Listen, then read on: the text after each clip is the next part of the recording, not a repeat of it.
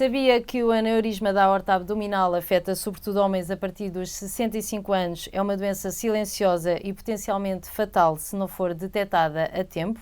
Através de uma simples ecografia é possível identificar precocemente esta doença e, em casos selecionados, tratar através de cirurgia.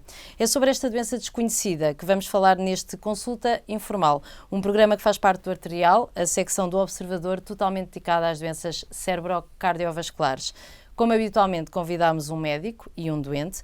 Ricardo Castro Ferreira é cirurgião vascular e professor da Faculdade de Medicina do Porto e talvez conheça o doente. Júlio Isidro, um dos mais relevantes nomes da televisão portuguesa, descobriu por acaso que tinha esta doença num exame de rotina, tendo sido submetido a uma cirurgia em 2019.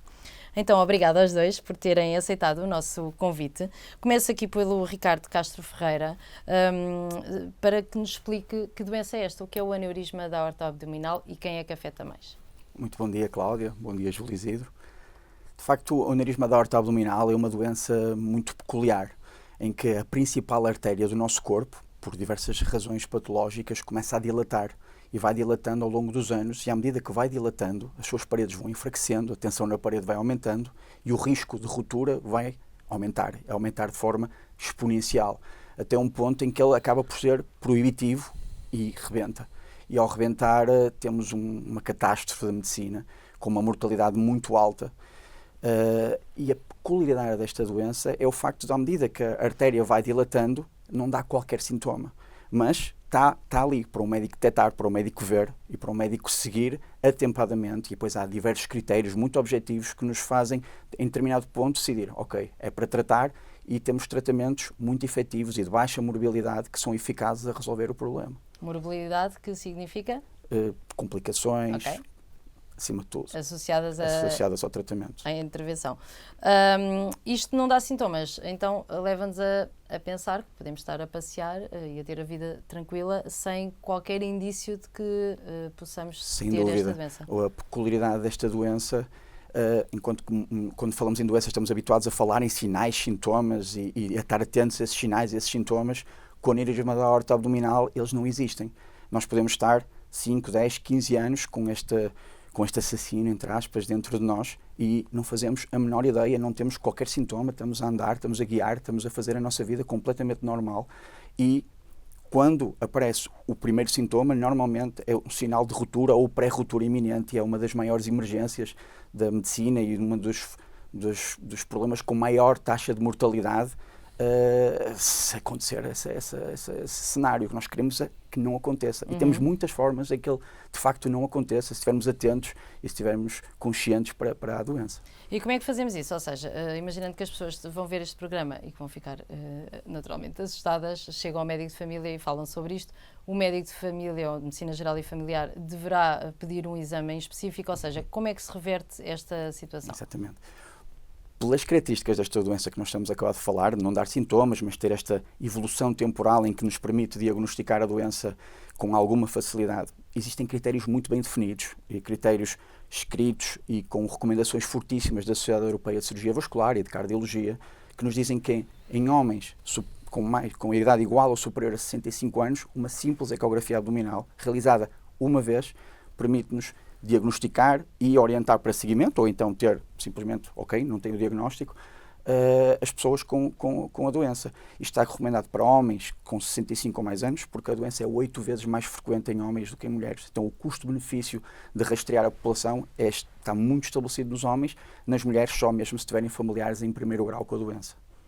Muito bem. Júlio Isidro, muito obrigada por ter prontamente aceitado este convite. No seu caso, foi uma autêntica surpresa e, segundo julgo saber, num exame de rotina? Foi. Tive uma cólica renal, uma pedra no rim, e quando cheguei ao hospital, para além dos procedimentos que fizeram para a cólica renal, que passou em poucas horas, mandaram fazer um ataque com contraste. E no final o médico veio ter comigo e disse, olha, no que respeita à pedra, ela está já a desfazer-se e irá por aí abaixo e vai sair. No que respeita a um aneurisma da aorta, quero dizer que tem o aneurisma da aorta, não fique com os cabelos em pé, não se assuste, porque a dimensão do aneurisma não é ainda de SOS. Então, qual é a dimensão? É de 4 centímetros. Tinha 4 centímetros. E tinha já ouvido falar na doença alguma vez? Não, depois Porque aneurisma também associamos muito ao cérebro, correto? Sim, foi muito quer dizer, o aneurisma por natureza já se sabe que é a dilatação de uma artéria, não é? E como ainda por cima a aorta, como dizia o doutor e com razão, é uma peça fundamental do nosso organismo, penso que é a maior artéria do corpo, se não estou em erro, não é? Mas ele disse-me que tinha 4 centímetros de dilatação. E pode ir fazendo a sua vida, mas vá controlando isso. Eu deixei passar 1 ano, 2 anos, 3 anos. Nunca voltou, ou seja, recebeu a notícia? Não. Se calhar passou aí pela uma fase de negação. Andei na corda bamba voluntariamente. Ok, então não procuram um médico da especialidade nos próximos anos seguintes? Depois falei naquela altura com o diretor da Cruz Vermelha e ele disse, Júlio, vamos lá fazer outro TAC. E então recomendou-me depois um médico cirurgião vascular, especialista exatamente também em aneurismas, o Dr. António Gonzalez, e ele disse-me, olha, fizeram o exame, o Júlio está com 5 centímetros, portanto em 3 anos ou 4 anos tinha progredido 1,8 centímetro. Se tivesse acima dos 6, já não o deixava sair daqui. Ok. E pronto, depois foi só tirar as medidas, porque isto é feito à medida, as aortas não são todas iguais, não têm todas a mesma dimensão, tirar as medidas e mandaram fazer a prótese na Alemanha, uma prótese quádrupla, porque ia não só para a aorta, como também para as artérias renais e as artérias mesentéricas. Exatamente. São as artérias que vão para os intestinos, que dão a perfusão, que permitem a digestão. Okay. E, portanto, foi só esperar que entretanto, ele recomendou-me uma coisa que eu penso que é importante, era que a minha pressão arterial se mantivesse baixa, porque a pressão arterial, isso é, aliás, é uma questão de física, isso é conhecimento de física. Há um balão que está a arrebentar, ou que está com as paredes finas. Se começa a ter muita pressão por fora, pode arrebentar mais depressa. Felizmente, eu ainda ontem medi a minha pressão arterial, tenho 120/70 e 65 pulsações por minuto. Que é uma pressão arterial ótima. Sim, para um senhor da minha idade é de certeza absoluta. Para um senhor jovem? É uma... E depois pronto, a cirurgia... portanto, fui operado. Mas foi operado, ou seja, primeiro há uma primeira fase em que espera, até pedir uma opinião ou vigiar, mas depois a partir do momento em que dizem já estamos aqui perto do limite, a cirurgia é uma opção. Como é que recebe essa notícia e depois como é que foi interiorizar essa ideia? Há 2 hipóteses. Há o hipocondríaco como eu sou, que é o hipocondríaco da imaginação, e há o hipocondríaco que fica curado no momento em que sabe que tem uma coisa. Eu sou aquele que sabe, quando sabe que tem uma coisa, agora tenho. Pronto. Agora quando estou agora não é imaginação, é mesmo preciso agir. A inventar é que é um bocado preocupante e, do ponto de vista psicológico, não é agradável. Mas, portanto, o médico também disse-o ainda por cima com segurança? Um espanhol ou um português, um portunhol, algo engraçado, com uma particularidade, ele não fazia a mínima ideia quem eu era. Ok. Não fazia a mínima ideia. Que é interessante. E o que aconteceu foi que, na outra consulta, ele vai dizer, Júlio, agora soube quem o Júlio é, eu não posso falhar, porque senão vou preso. Isto tem mesmo que correr bem. Com senso de humor. Pronto, e quando demorou uns meses mesmo assim, demorou uns meses a vir a prótese, e depois fui operado. Ele disse-me logo que já tinha feito várias operações, que tinham todas corrido bem, que naquelas situações de limite em que tinha conseguido salvar uma vida ou outra, mas não muitas. Quando acontece o episódio súbito? O tal episódio limite. E portanto, depois fui operado. Evidentemente, as técnicas evoluíram muito, não tenho nem uma única cicatriz, nem a das virilhas, às vezes ando ali à procura e nem sei onde estão, e também no braço. E acordei passado umas horas, ele veio ter comigo, eu estava nos cuidados intensivos, e disse-me, olha, correu tudo muito bem, bati o meu recorde pessoal. A última intervenção tinha demorado 8 horas a fazer, e agora demorei 4 horas e meia. Não sei se passados estes 5 anos já, é fantástico, passados 5 anos, já passámos uma pandemia, já está ainda a operar mais depressa. E pronto, e a partir daí ele disse, olha, agora faça uma, foi passado um mês e tal, faça outro ataque, e foi-me explicando que realmente a aorta que está dilatada, que é um balão, entra um tubo por dentro, que eu ainda por cima sou bricoleur e sei o que é fibra de carbono e mais materiais relacionados com materiais de epóxi, com alguma dilatação, e que a aorta ia começar, uma vez estava dilatada, ia começar a encostar-se à própria prótese, para, portanto, o fluxo sanguíneo ser feito só já através da prótese. Pronto, e entretanto, de 2019 até agora fiz 4 taques, porque ele disse para ir fazendo, mas não é preciso estar a sujeitar-me ao contraste e também às radiações e tal. E todos os resultados têm dito que está a aproximar-se. E, portanto, eu penso que a minha prótese, como é fibra de carbono, vai resistir a mim próprio.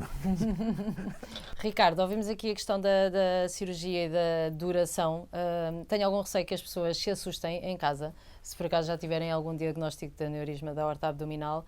Como é que funciona a cirurgia? Para que casos é que está recomendada?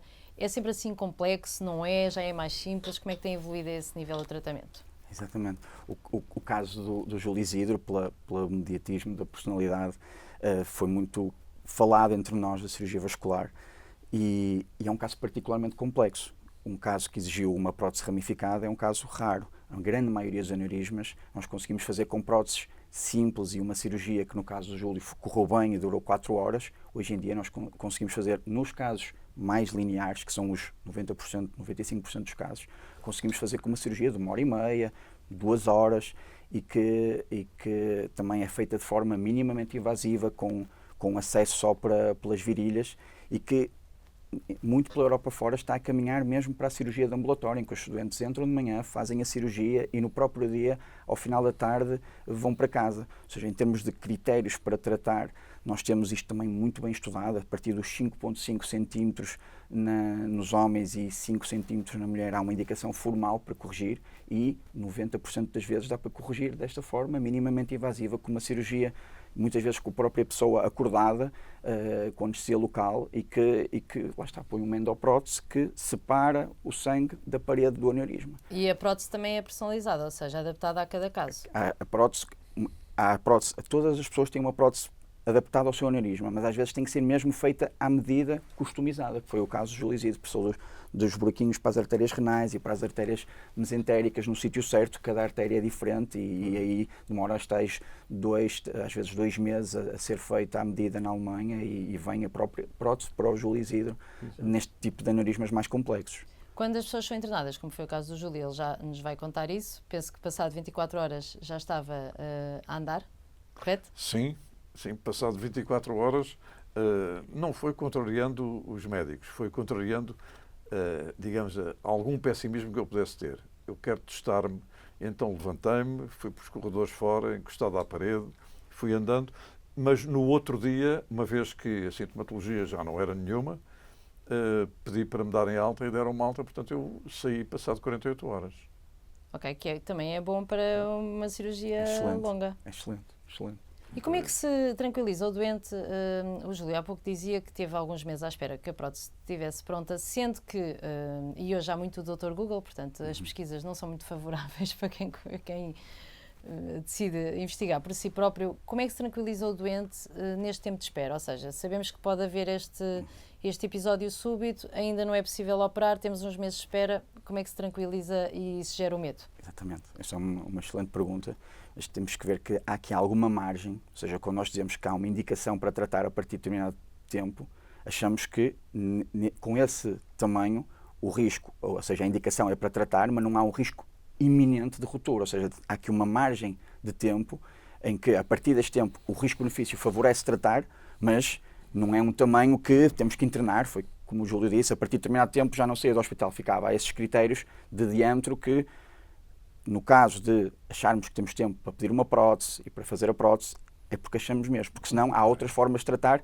imediatamente. Okay? Nem sempre podemos esperar por uma prótese deste género e temos outras opções para resolver o problema. O Júlio, neste caso, apesar de ter esperado alguns anos desde o primeiro episódio de urgência por outro motivo, chega mesmo num limite em termos de volume e diâmetro? Por aquilo que eu sei, os limites foram apertando, como também tem a ver com os limites de colesterol e por aí fora. Porque o Dr. Gonzalez disse-me que noutros tempos o limite era até 8 centímetros, mas com 8 centímetros já era mesmo no limite de risco, Isso é um limite de autêntico risco. Mas ele próprio tinha operado um senhor com 90 anos que tinha 8 centímetros e tinha 90 anos. E ele optou por operar o senhor e salvou-o. Não sei quantos anos é que o senhor terá durado, mas espero que tenha chegado aos 100, pelo menos. Mas o facto é que ele disse-me que se fosse 6 centímetros, naquela altura, eu tinha que ser intervencionado o mais depressa possível. Mas, portanto, aqueles 2 ou 3 meses que eu estive à espera da prótese, não andava sob tensão. O melhor era não pensar nisso. Também é uma questão de cálculo de probabilidades, quer dizer, também não é uma coisa... Era preciso ter muito azar, não é? E, felizmente, e graças a Deus, não tive. Ricardo, a sua tese de doutoramento fez a comparação com os números que existem em relação a doentes tratados em Portugal em comparação com outros países europeus e os resultados não foram propriamente benéficos. Quer resumir as principais conclusões da tese de doutoramento? Exatamente. Nós procuramos... havia uma percepção um pouco subjetiva de congressos e de conversas com colegas. Nós íamos a um congresso e víamos os dados apresentados pelo Hospital de Hamburgo, com números incríveis de aneurismas tratados. E depois era uma conta simples, quer dizer, se aquele hospital serve uma população de 500 mil pessoas, e nós temos muitos hospitais que servem a populações de 500 mil pessoas, como é que eles tratam tantos aneurismas e nós tratamos tão poucos? E eu tentei ver isso de forma concreta, colher os dados nacionais, avaliar os dados publicados de outros países, e conseguimos dados de umas dezenas de países. E, de facto, Portugal está a tratar, por exemplo, por habitante, por 100 mil habitantes, 5 vezes menos aneurismas que a Alemanha. Praticamente metade dos aneurismas da Espanha, país que está aqui ao nosso lado.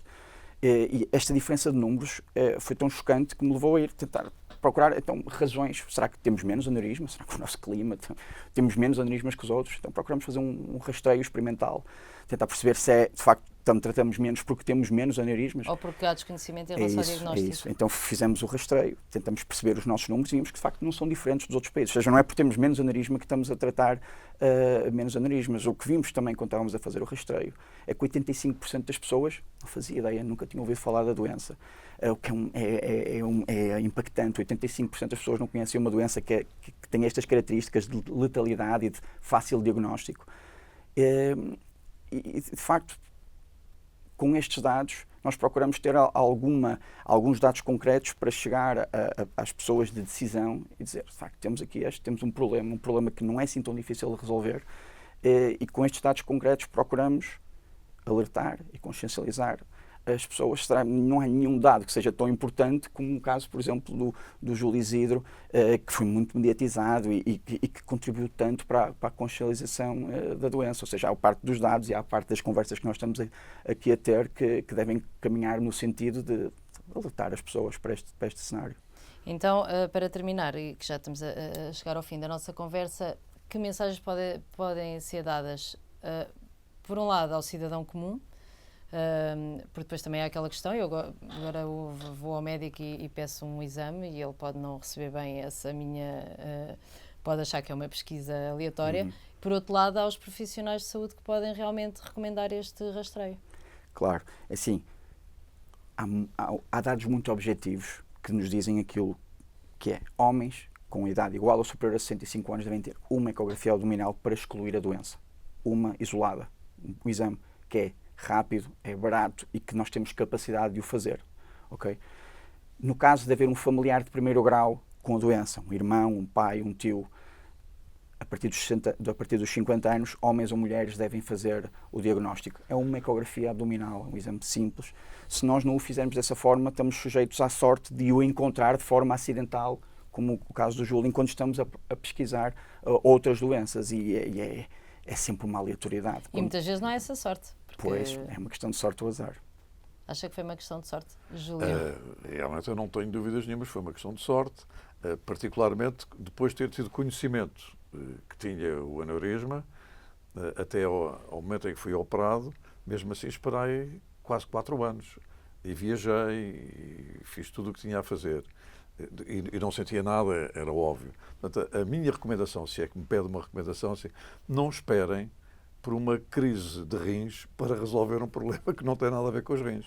Pois. Eu penso que é o recado que temos que dar. Porque quando normalmente é falarem sempre nisso... por acidente, um bom acidente, neste caso é um bom acidente, que determina um diagnóstico de algo que não me passava pela cabeça. Não é? Aliás, a única coisa que me passava pela cabeça eram aneurismos cerebrais. Isso sim, disso eu sabia. Agora, embora haja um outro muito mais complicado, que é o da crosta da aorta, esse é muito mais complicado. Da aorta, mas em anatomias diferentes. São anatomias diferentes. Portanto, fico agradecido à Divina Providência, não há dúvida nenhuma, por ter sido minha cúmplice nos riscos que eu corri durante 4 anos. E a recuperação foi relativamente tranquila, e em termos de depois da vigilância, faz uma vigilância agora que é anual e que é suficiente? Depois de 2 em 2 anos fazer um ataque ou uma ecografia só para ver se realmente a aorta está enfim, em harmonia com um tubo que foi metido lá no meio, não é?